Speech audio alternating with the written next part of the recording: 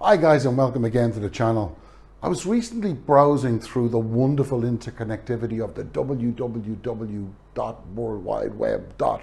And for some reason, Google's robots, obviously having a rush of blood to the head, presented me with an article written by Mr. Matthew Lynn of the Daily Telegraph.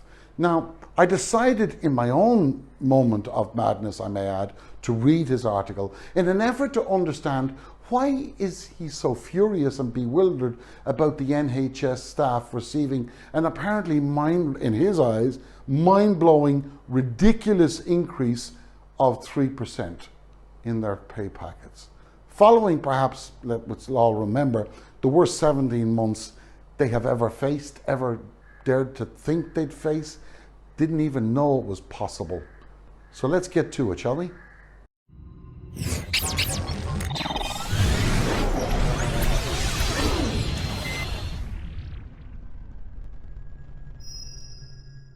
Firstly, let's take 60 seconds or so to remind ourselves about the frontline staff of the NHS that consists of about 422,000 people. Mothers, fathers, cousins, aunts, children, you know, a complete mix, all having something in common. Unlike Mr. Lynn, I think, they had dependents living with them, mostly. They didn't have the luxury of being able to stay in a private flat in Chelsea and not risk infecting and not having the moral dilemma and the worry of infecting their loved ones. They didn't have that. So out of those 422,000, one can expect approximately about 105,000 to be looking after the normal 141,000 beds. Now, I know you might think, oh my God, that's nearly one per bed. It isn't. It's not even close to it, because I did the figures on these a number of years ago. Because those 141,000 beds also include, take for instance, ICU beds, high dependency unit beds, emergency ward beds. You also take into account the waiting trolleys.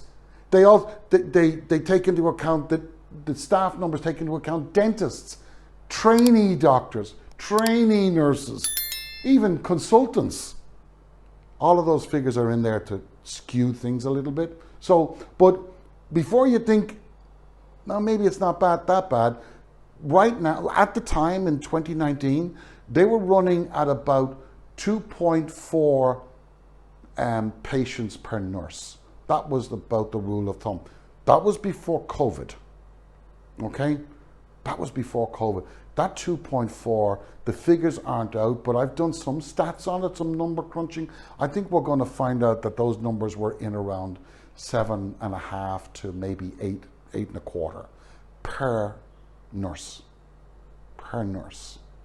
And those nurses would have had to monitor those patients through very strict protocols, and upon such protocols, the lives of the patients depend. And if they screw up, people can die.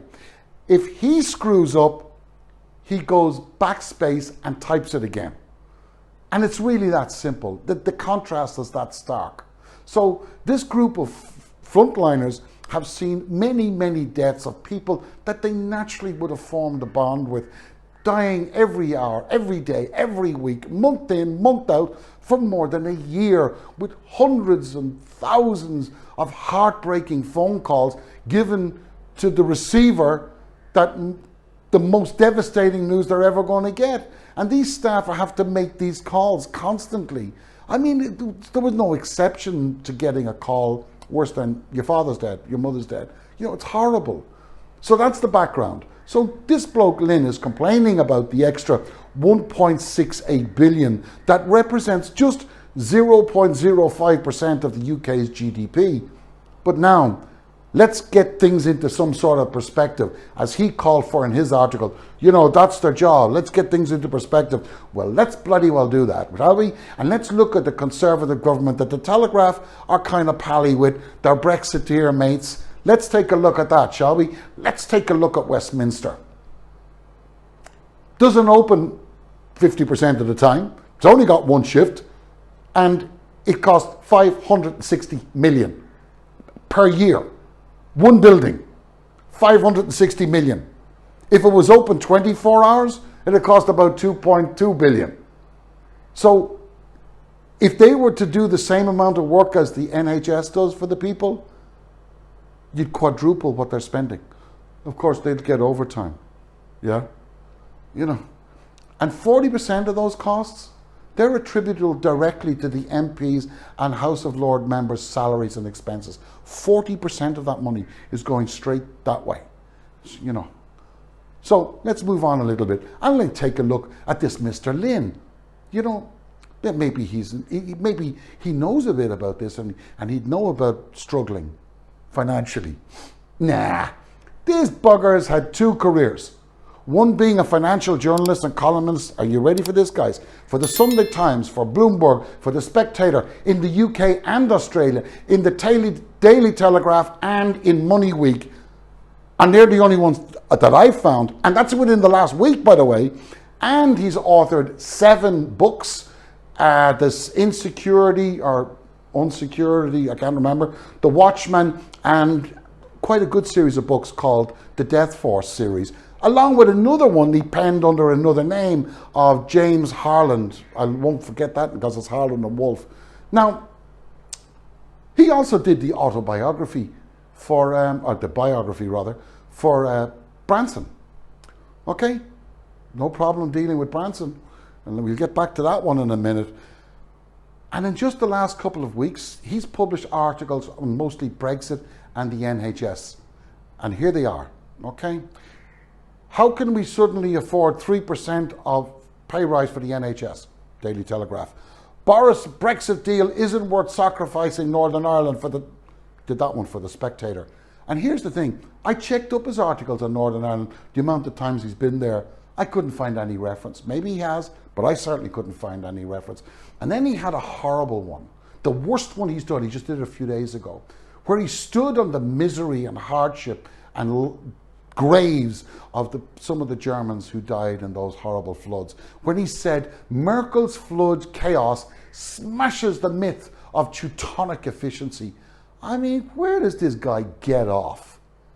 Who does he think he is to use the death of and the devastation of other people to support some stupid nationalist agenda? I mean, to me, it makes no sense.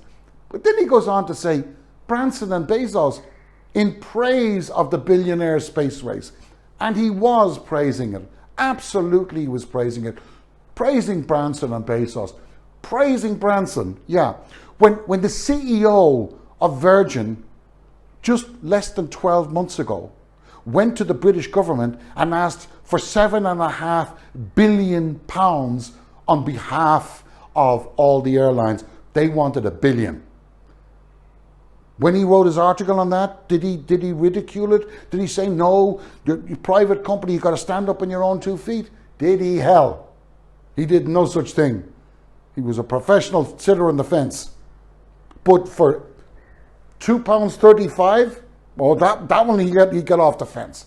Because, guys, he has the audacity to comment that an increase of just £2.35, that's what they get into their hand for people who've had to endure the most horrific conditions, for people whose health and welfare were completely abandoned in such a callous way that it defies belief. And he thinks that an increase, that's, let's face it, basically enough to buy 2 slice loaves of bread, should not be entertained. Is this the world that we're now living in? Has the Telegraph steeped to such a low that articles like this, particularly with that reference to Germany, are being published? Where's Ofcom? If you want to incite trouble, you keep printing stuff like that. That'll do it. That'll do it. Well, it won't be on this channel, but I'm going to make it a mission of mine to watch what this guy does. And I hope you'll help me there, because that type of anti-Euro stuff we're used to, but to be that specific and to use the deaths of people is just not on. Thank you for joining me, and I look forward to meeting you the next time.